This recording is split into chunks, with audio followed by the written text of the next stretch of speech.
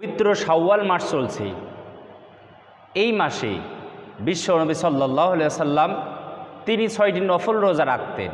এটা তার হলো সুন্নাহ এবং এই 6টি রোজা হলো নফল রোজা। এই 6টি নফল রোজা যে আমরা রাখব, এই 6টি নফল রোজা রাখা সম্পর্কে 2 থেকে 4টা প্রশ্ন না জানলেই নয়। সেটি হলো এই নফল রোজাগুলো একাধারে একসাথে রাখা যাবে কি যাবে না। ধরেন আজকে আপনার আরবি মাসের 10 তারিখ, এই 10 তারিখ থেকে 16 তারিখ পর্যন্ত প্রতিদিন আপনি এই নফল রোজাগুলো রাখতে পারবেন কি পারবেন না। দ্বিতীয়ত, নাকি ভেঙ্গে ভেঙ্গে এই রোজাগুলো রাখতে হবে। এরপরে অনেক মানুষের, অনেক মা বোনদের, অনেক অসুস্থ মানুষের, অনেক মুসাফিরের পবিত্র মাহে রমজানের রোজাগুলো তাদের কাজা হয়ে গেছে, তারা রাখতে পারে নাই। এই যে পবিত্র মাহে রমজানের রোজাগুলো তাদের কাজা হয়ে গেছে, এই কাজা রোজাগুলো আগে রাখতে হবে নাকি নফল রোজাগুলো আগে রাখতে হবে, কোন রোজাগুলো আগে রাখতে হবে, কোন রোজাগুলো আগে পালন করতে হবে, আদায় করতে হবে, সে সম্পর্কে আমরা বিস্তারিত আলোচনা করব ইনশাআল্লাহ। সম্মানিত দিনী ভাই ও বোনেরা, আল্লাহর নবী বিশ্ব নবী সাল্লাল্লাহু আলাইহি সাল্লাম বললেন, মান সামা রমাদানা, যে ব্যক্তি পবিত্র মাহে রমজানের রোজাগুলো রাখবে, এরপরে ওই ব্যক্তি শাওয়াল মাসে 6টি রোজা রাখবে। রমজানের রোজা রাখার পরে যে ব্যক্তি পবিত্র শাওয়াল মাসে 6টি রোজা রাখবে, আল্লাহর নবী বিশ্ব নবী সাল্লাল্লাহু আলাইহি সাল্লাম বললেন, এর কারণে আল্লাহ তাআলা ওই মানুষটাকে পুরো বছর, সারা বছর, সম্পূর্ণ 1 বছর রোজা রাখলে যে সব হয়, ওই পরিমাণ সব আল্লাহ তাআলা বান্দার আমল নামার মধ্যে দিয়ে দিবেন। সুবহানাল্লাহ। তাহলে রমজানের রোজা রাখতে হবে, রাখার পরে তারপরে এই পবিত্র শাওয়াল মাসে কয়টা রোজা রাখতে হবে? 6টা রোজা। কিন্তু দেখা গেছে আমাদের সমাজের অনেক মানুষ তারা পবিত্র মাহে রমজানের রোজা রাখে নাই, তারা রাখতে পারে নাই। এই মানুষগুলো নফল রোজা রাখতে পারবে কি পারবে না? আপনি নফল রোজা রাখতে পারবেন, নফলের সওয়াব হবে, কিন্তু এই যে পবিত্র মাহে রমজানের রোজা রাখার পরে শাওয়াল মাসে 6টি রোজা রাখলে যে বরকত, 1 বছর রোজা রাখার সওয়াব, এটা আপনি কখনো পাবেন না। এজন্য আমরা যারা পবিত্র মাহে রমজানের রোজাগুলো আমরা যারা রেখেছি, আমাদের করণীয় হলো এই পবিত্র শাওয়াল মাসে 6টি রোজা পালন করা। বিশ্বনবী সাল্লাল্লাহু আলাইহি ওয়াসাল্লাম বললেন, রমজানের রোজাগুলো রাখা, যে ব্যক্তি পবিত্র মাহে রমজানের রোজাগুলো পালন করেছে, ওই ব্যক্তি 10 মাস রোজা রাখলে যে সব হয়, ওই পরিমাণ সব ওই ব্যক্তি পেয়ে গেছে। আর যে ব্যক্তি শাওয়াল মাসে 6টি রোজা পালন করবে, এই 6টা রোজা পালন করার কারণে রব্বুল আলামিন ওই মানুষটার আমল নামার মধ্যে 2 মাস রোজা রাখলে যে সব হয়, ওই পরিমাণ সব আল্লাহ তাআলা বান্দার আমল নামার মধ্যে দিয়ে দিবেন। সুবহানাল্লাহ।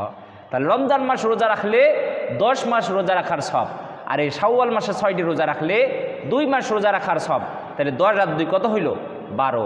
আল্লাহ তাআলা পবিত্র কোরআনুল কারীমের মধ্যে বললেন, মান জাআ বিল হাসানাতি ফালাহু আশরু আমসালিহা, যে ব্যক্তি কোনো ভালো কাজ করে আসবে, কোনো ভালো কাজ দিয়ে আসবে, আমি আল্লাহ ওই ভালো কাজের গুণাগুণগুলো, ভালো কাজের সবগুলো 10 গুণ পর্যন্ত বাড়িয়ে দিব। সুবহানাল্লাহ।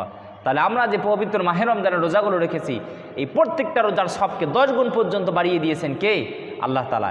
এবং শাওয়াল মাসে আমরা যদি 6টা যদি রোজা রাখি, তাহলে এগুলোও তাহলে 10 গুণ পর্যন্ত বৃদ্ধি পাবে।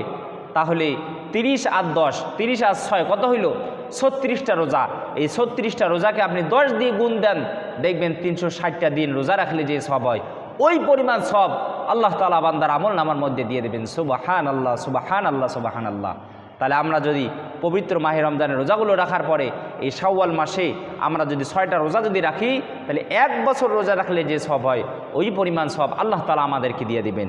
আল্লাহ তাআলা আমাদের সবাইকে প্রত্যেকটা রোজা রাখার জন্য তৌফিক দান করে, সকলে বলে আল্লাহুম্মা আমিন। তো সম্মানিত হাজিরিন, এবার চলুন আমরা প্রথম নম্বর প্রশ্নে চলে যাই, যে এই যে শাওয়াল মাসের নফল রোজাগুলো, এই রোজাগুলো একাধারে টানা 6টা রোজা রাখা যাবে কি যাবে না, নাকি ভেঙ্গে ভেঙ্গে রাখতে হবে?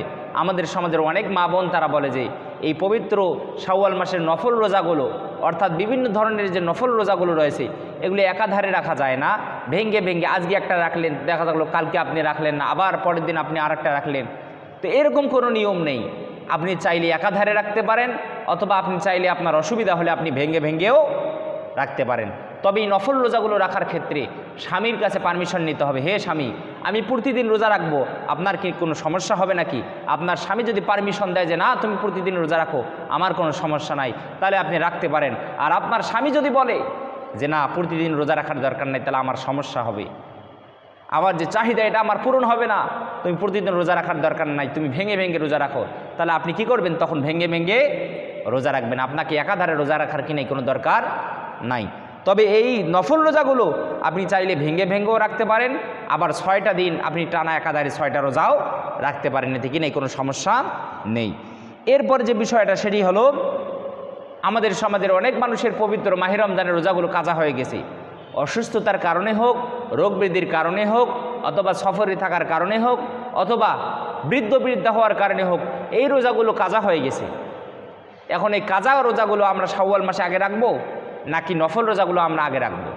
আমার ভাইগণ, বন্ধুগণ আমার, এখানে বিশ্ব নবী সাল্লাল্লাহু আলাইহি ওয়াসাল্লামের সুস্পষ্ট হাদিস যে ব্যক্তি পবিত্র মাহে রমজানের রোজাগুলো রাখবে, অতঃপর তারপরে শাওয়াল মাসের 6টি রোজা রাখবে, তাহলে এর দ্বারা আমরা বুঝলাম আগে রমজানের রোজাগুলো পালন করতে হবে, তারপরে শাওয়াল মাসের রোজা।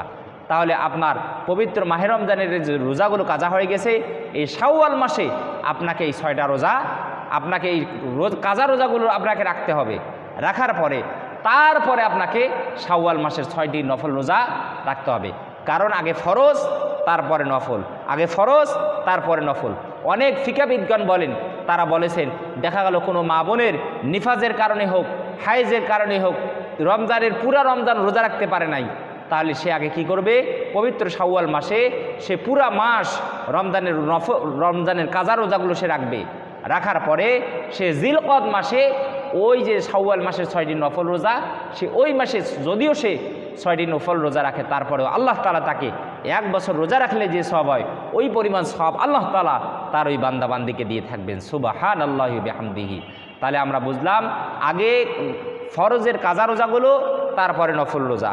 আগে নফল রোজা রাখা যাবে না, আগে ফরজ পূরণ করতে হবে, তারপরে নফল রোজা। আল্লাহ তাআলা আমাদের সবাইকে প্রত্যেকটা কথা বুঝার তৌফিক যেন দান করে। সকলে বলি আল্লাহুম্মা আমিন। ওয়া আখিরু দাওয়ানা আনিল হামদুলিল্লাহি রাব্বিল আলামিন। আসসালামু আলাইকুম ওয়া রাহমাতুল্লাহি ওয়া বারাকাতুহু।